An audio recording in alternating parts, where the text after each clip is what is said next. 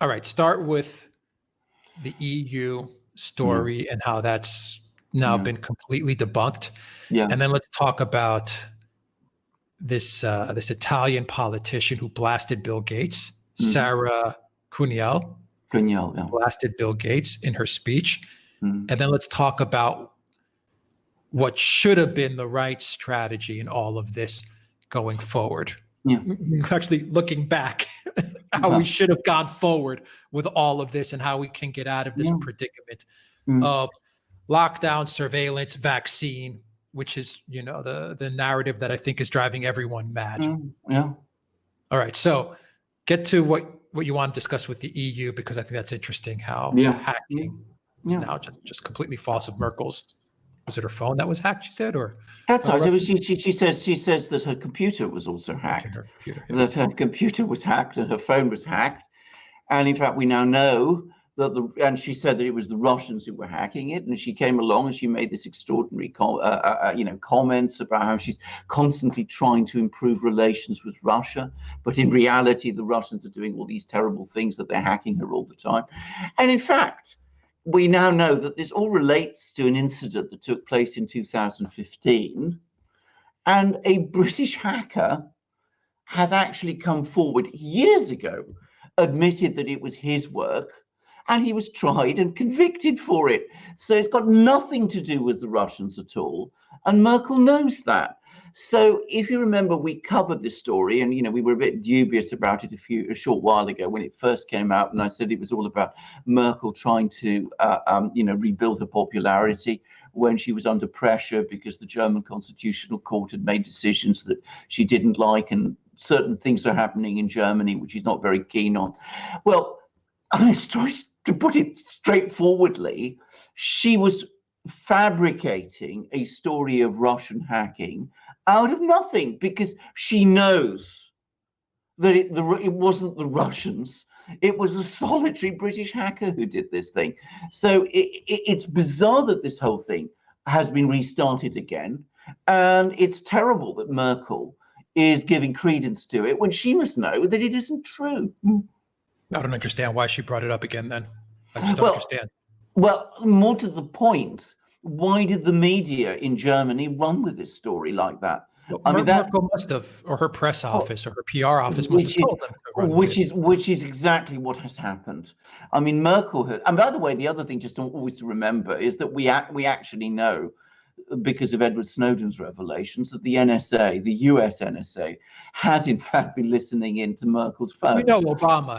So exactly. So I mean, exactly. So the Americans have done something. She's blaming the Russians for something that there's no evidence the Russians have actually done, and that a British person actually admitted to having done.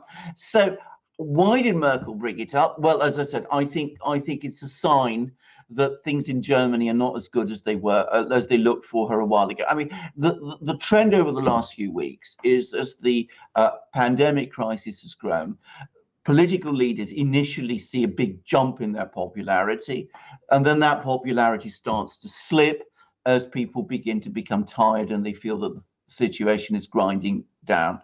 Also, I think that she has been very rattled by the decision of the German Constitutional Court, which says that the European Central Bank's bond buying program, which she supported and endorsed, is illegal.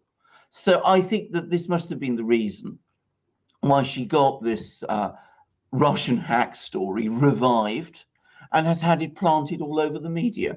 And by the way, this isn't the only thing. I mean, she's now busy. Apparently, the European bureaucracy, which, remember, Merkel is connected to, have been spreading stories about, the Russians supposedly being behind some kind of anti-CV fake news thing, which again makes no sense. So somebody is intent, and Merkel is clearly part of this, is intent on reviving all this anti-Russian thing all over again. So it's a distraction, but also you said that their popularity drops, the leaders' popularity drops, but I think it drops also because people are now starting to wake up to the reality of the economic environment as well, that they're about to face, in which they're probably saying, okay, Merkel, in every country, they're probably looking to the leader and say, okay, now what do we do? Yes. Can I just say something? I mean, we've seen this in Britain too. I mean, Boris Johnson's popularity rose very high. And now we're starting to see in the opinion polls that his popularity is starting to fall. And the place where apparently it's been most sharp and sudden is in France, where Macron's popularity has apparently crashed. So he got a bump up in the polls, but they're now going badly wrong for him again. So Germany, France, Britain, but we see Merkel, not Donald Trump, by the way. Donald Trump's the exception. His poll rating has been very steady. It's stayed pretty steady. Little blips steady. up and down. Blips up and down. It's pretty steady. But it's interesting how Merkel has reacted to it by spreading fake news, because that's what it is. Yeah, Putin's popularity also dropped considerably. Putin's popularity dropped. Exactly. I mean, I think it hit the lowest point. 59. He went down from, I think, 66%. He went up to 70%, and now it's fallen back to 59%. So you get a sense, but it's consistent with the whole, as I said, political system. To wrap it up, I think whether we're looking at Merkel or Trump or Macron or Putin or any of the leaders in any country, I think you're going to, maybe in 3 months or 6 months, you'll see exactly where they stand, depending on how they handle the economic part. Correct. Of this crisis. That's going to be the big test now. Is how do they get out of this stage of it, which is going to probably be the most difficult part. Absolutely, I completely agree. I mean, I think that, as I said, it's remarkable how steady Trump's polling figures are. I think the two who are looking the most vulnerable are actually Macron, Johnson. I mean, the British figures, economic figures, are just horrendous, absolutely horrific. But I think Merkel is probably sensing that she's slipping also. I think Putin will come out stronger. All right. Yeah. We'll see the economic side. I mean, this is exactly. I mean, I looking at the economics there. I think you'll actually see that come the autumn, with the oil price going up and with the economy reviving, there you'll start to see things ticking up again. But Merkel, and by the way, Germany's economic figures are not looking good at all either. So well, Macron is going to have to inevitably, I think without a doubt, he's going to face more yellow vest protests. So I think that's going to really hit his approval rating even more. And I think for Trump, looking at Trump, the economic figures for Trump are really all about the election. That's going to dictate whether he wins a second term or not. So everything's on the line for Trump. I think that's right, but I think also there are lots of different political narratives going on in the United States, and I also think that Donald Trump still has his finger on the pulse of the American people. Can I just say one thing about Macron? What I'm hearing from people in France again is that, I mean, there's lockdowns in many countries. The one in France has been policed in the most violent fashion. I mean, it's off the scale. There is no comparison between, say, lockdowns in London or even Rome or Berlin with the way it was done in Paris. And that has again provoked an awful lot of anger.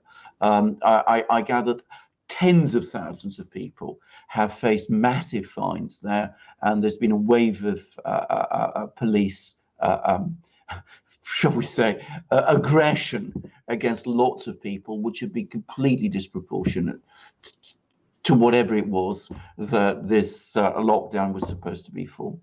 All right. Okay. Well, staying on this issue, Alexander, let's turn to Rome and Italy, where this story is really making the rounds, where you have Sara Cunial, a member of the Parliament of Rome, said that Italy had been subjected to, and I quote, a holy inquisition of false science. And she really took aim at Bill Gates. Now, Bill Gates had a bad week. The FDA halted his CV testing program, so that happened to him. And then you had this Italian parliament member who gave about a 7-minute speech blasting Bill Gates, and also bringing up what happened to Bill Gates' vaccine program in India and in Africa. I mean, she talked about the globalist agenda. She talked about Bill Gates' failures. She talked about Bill Gates' speech where he brought up depopulation and eliminating 10 to 15% of the population. Let me just read you a couple paragraphs from the Gateway Pundit, what they said about Sara Cunial's speech. Sara Cunial, the member of parliament for Rome, blasted Gates during her 7-minute long speech on Thursday, claiming that he has been working on a depopulation policy and plans for dictatorial control over global politics. The lawmaker blasted the shutdown orders, handling the corona pandemic, and vaccines. Cunial claimed that the, and I quote, real goal of all this is total control, absolute domination of human beings, transformed into guinea pigs and slaves, violating sovereignty and free will. All this thanks to tricks, hoax, disguised as political compromises, end quote. What do you make of that statement? Which is a part of her 7-minute long speech, by the way. It is an excoriating speech about Bill Gates. And can I just say straight away, I think she's got a lot of strong points about Bill Gates. Bill Gates, as I said, he is a monopolist. At one point in time, and I mean, we both remember this very well, he basically ran, if you bought a computer, they all worked on his software. If you wanted to access the internet, you had to use his software to do it. I mean, he was absolutely the dominant figure in computer science.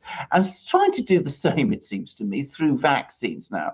He wants to control establish an extraordinary degree of control over people by forcing vaccines on people, which he will be providing. And as I said, he will also have all kinds of ideas for tracing people through microchips and whatever. And of course, he's trying to use this crisis to achieve that agenda, which he's been doing for a long time, by the way. I mean, he's been, as you rightly said, he's been trying to promote vaccines in places like India, wherever, unnecessary most of the time, unsuccessful sometimes, tragic and deadly in many cases. Now, can I just make this point, because you know we have no way of knowing whether there is any vaccine that is going to work with CV. We're going to wait for Bill Gates's vaccine, assuming Bill Gates provides us with the vaccine that even works. If we're going to wait for that, we could be waiting for years. We don't have any certainty that vaccine will work. If his plan is to keep us all in lockdowns until his vaccine appears, then we may be in lockdowns forever. That is absolutely not a sustainable position. And it is not, by the way, what the World Health Organization, various medical organizations around the world, most governments are proposing. The way out of this crisis, which they have been proposing, is you have a brief period, couple of weeks of lockdown. Usually it's about 3 or 4 weeks, perhaps a bit worse in a few particular hotspots, to break the chain of transmission, to establish proper testing facilities, and those tests are voluntary tests done with swabs and all the rest. My wife, by the way, has been asked to participate in them. And then you find out where the major cases are. You're able to track down the infections, the carriers who be able to do the infections. You isolate them. You work out who they've been in contact with, and you do this in a perfectly normal way through sending out forms, asking people to fill out. Do you need an app? Do you need an app? Do you need a chip? Do you need any of that? You do not need an app. You do not need a chip. And you keep all these records, which, by the way, this is the law. This is fact people don't understand. You keep these records for a short space of time, and then you destroy them. And that's all you need to do. You do not need microchips. You do not need to put microchips inside people to keep track of them. You do not need to wait for vaccines. You could control a pandemic like this with those methods. They have been shown to work in places like Korea and East Asia. You don't need to do any of the things that Bill Gates and Fauci and company are trying to force on us. And we should be very, very worried about their agenda. Now, I don't think that with Bill Gates, and I'm going to say this, I think control is always part of it, because he's a very controlling personality. As I said, he's a monopolist. But I think crudely, it's about money. He wants to make lots and lots of money out of all of this by pushing vaccines on people, and by having all these various microchips and apps which he will be able to use to control people in that way. I think that's what his agenda is. Of course, what other people might be able to do with all of these tools, if he invents them and provides them and forces them on us, that's another thing, and we should be worried about that too. But can I say again, we don't need to go down this road, and that is not orthodox conventional science. I think that's the issue here, and we got into an argument as to what's going on here before we actually started, before I actually hit the record button. So I mean, we're just kind of working through our train of thought, to be honest, as we're recording this. But we got into the argument as to what's going on with the CV and the politics and the vaccines and the surveillance and the tracking and the lockdowns and all these things. And I think that the worry is that the messaging has been so awful in just about every country too. I mean, I can't think of a country that had a really good, consistent messaging policy. Yeah, and the game plan. You know, kind of like if you're a manager of a team, a football club, a baseball team, anything. You know, you want to get your game plan across.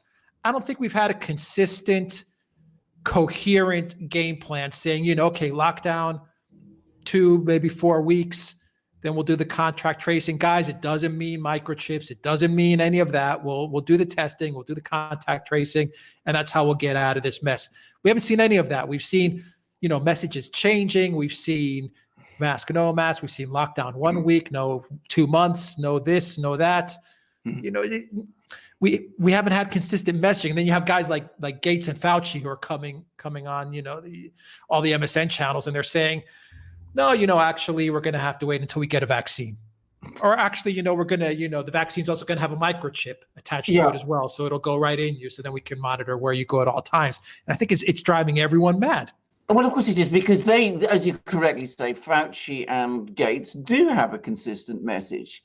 Political leaders have completely failed in this crisis. And I don't know of a single one who has risen to it, because none of them has any background in science, to be put it bluntly or crudely. Merkel does, but I mean, she was a chemist, decades ago, back in East Germany. So, I mean, you know, so they haven't had consistent messaging, and they haven't really understood much of what they're supposed to be doing. Now, it has to be said, some countries have eventually got there. Germany got there, I think, reasonably early, though I have to say that things seem to be going a bit haywire there over the last few weeks, with Merkel perhaps losing some sense of direction. But anyway, they had a lockdown which didn't last hugely long. They set up very effective testing systems. They're now opening up.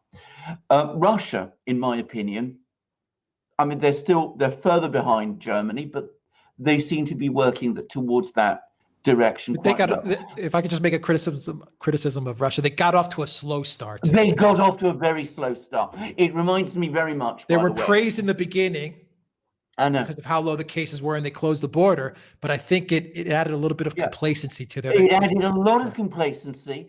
They closed the border to China. They lost control of the people who came from Europe. They made a lot of mistakes, and they gave people the impression that things were under control there when they weren't. So then they had to tighten up suddenly and very fast.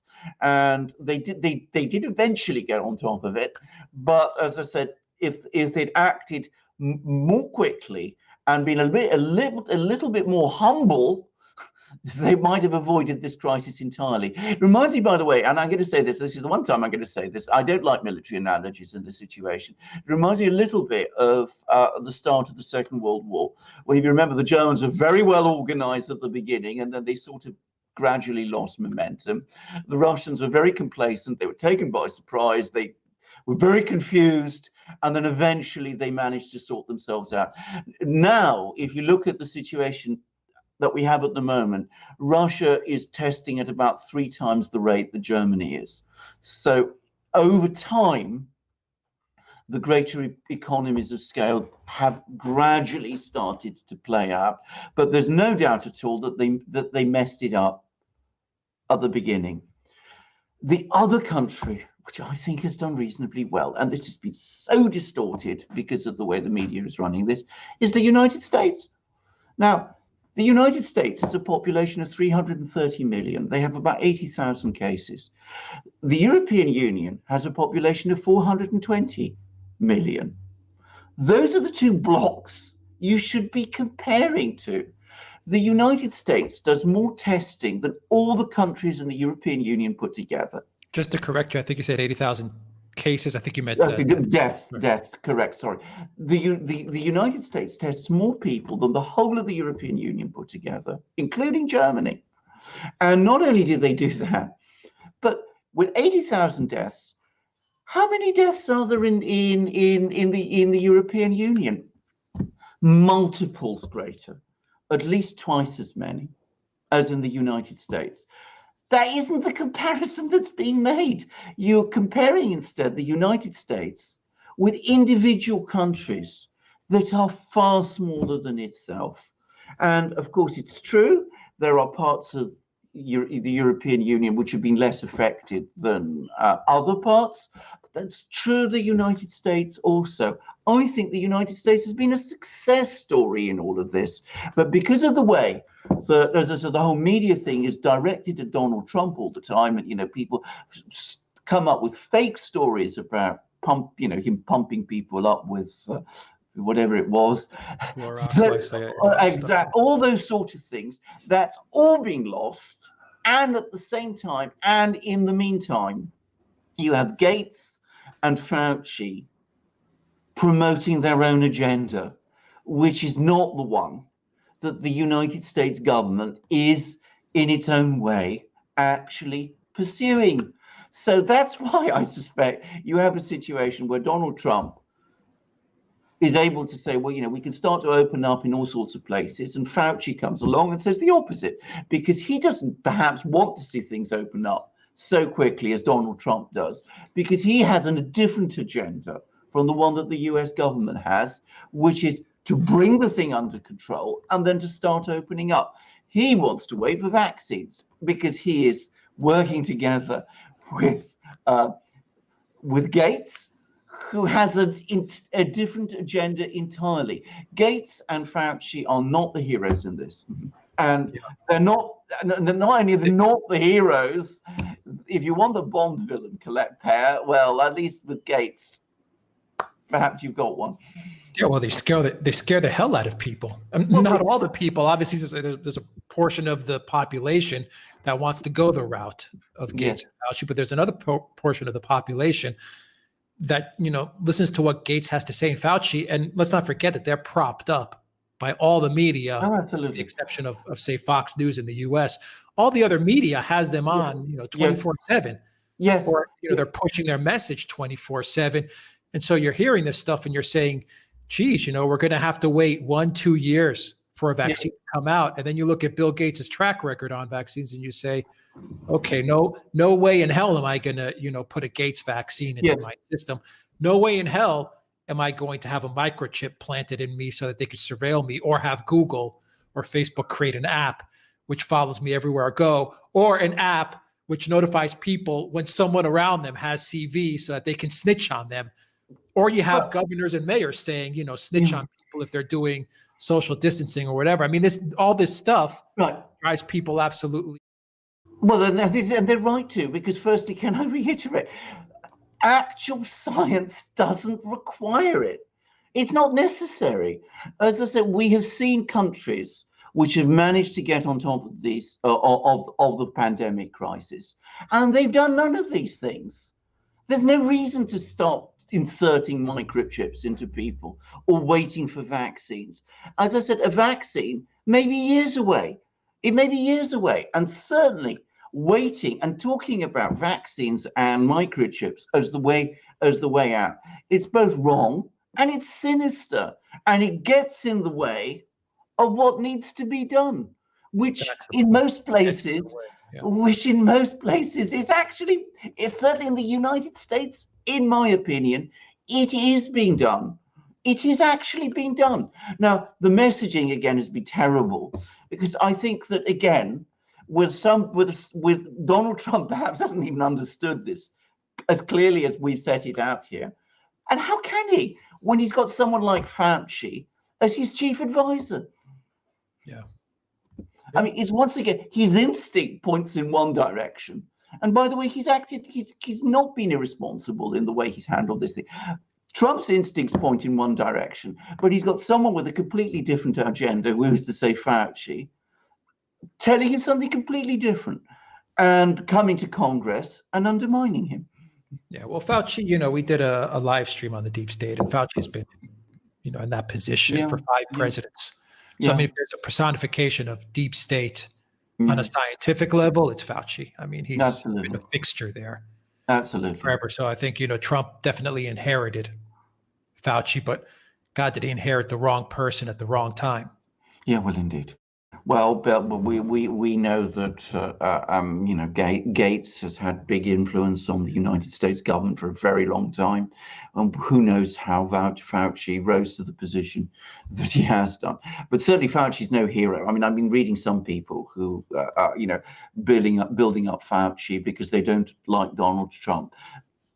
That's a complete misconception, and as I said, it is a misunderstanding of the nature of this crisis, which, by the way, I think is rapidly coming under control. I mean, I know this sounds completely counterfactual to all the things we're hearing, but I think the policies are gradually working. I think that's also the view, by the way, of most scientists who are dealing with this thing. On the front lines in the hospitals, there is more pressure because that they have to deal with the cases as they come in. But I think people who are actually looking at this thing from a distance, but who understand this, feel that the worst of this crisis is behind us now, that we've actually managed to get on top of it. Yeah, no, I think that's the point. That's the clarity through this conversation. Yeah. That I think is needed, and hopefully people that are watching this video also get a sense of that, and that you don't need to be fixated on a vaccine.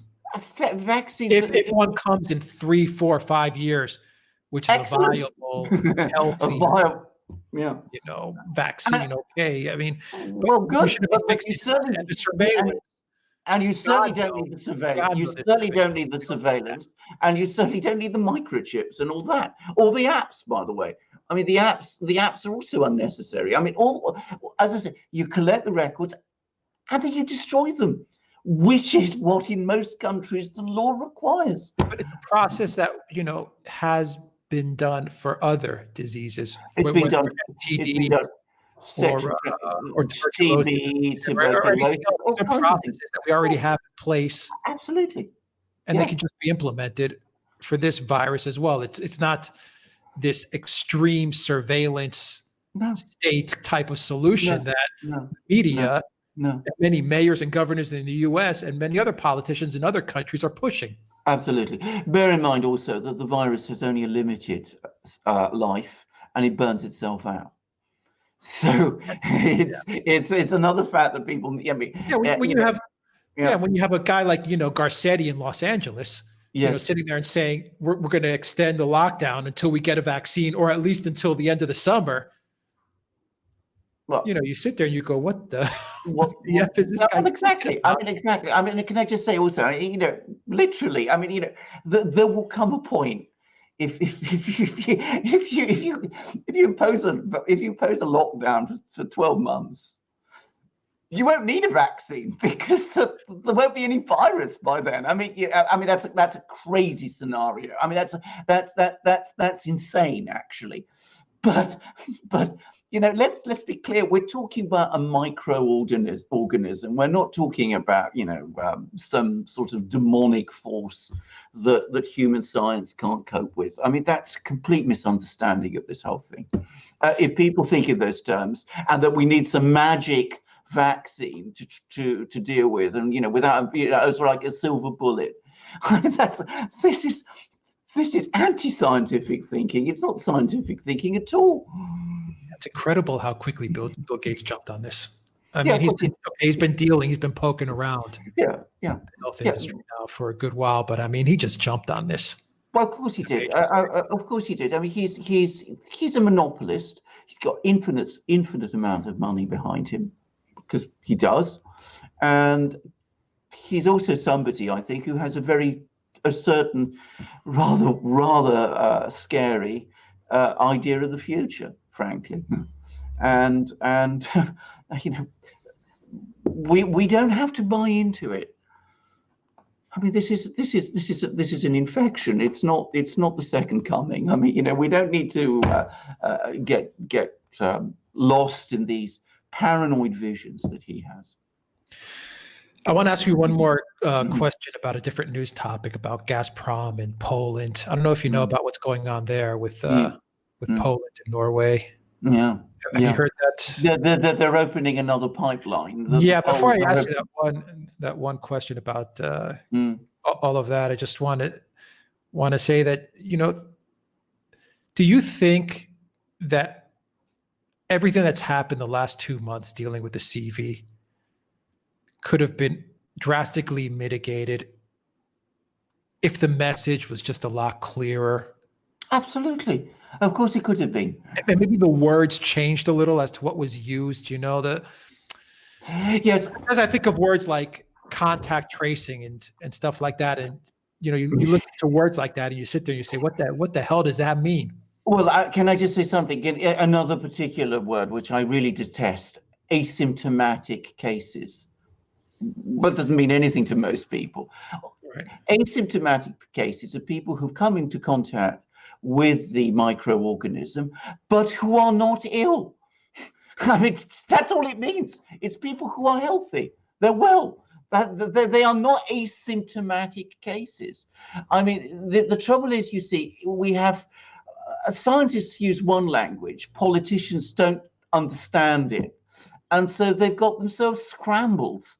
And a lot of things could have been done much better if this had been all explained clearly and simply. The person who came closest to doing it, by the way, and I'm going to be a bit patriotic here, I thought the Queen of England actually got the mood about right. Oh, in what way? Well, I mean, she gave a speech in which she said, you know, take calm, it'll all be over, we'll get it sorted out. But even she obviously didn't go into the details. But, you know, it would have been a much more simple. It could have been explained much more clearly, far more simply. But politicians have lost the skill in every country to talk to people in a clear way or to understand what experts are telling them. Yeah, I agree with that. All right. Let's move on to this one story real quickly. Gazprom, Poland, Norway. I believe it's Norway. It's Norway. Yeah, they're open. Yeah, it's a very strange story because, as I understand it, Norwegian gas production is actually starting to run down. So quite why the Poles think that this is a solution for their problems, I'm not really entirely clear.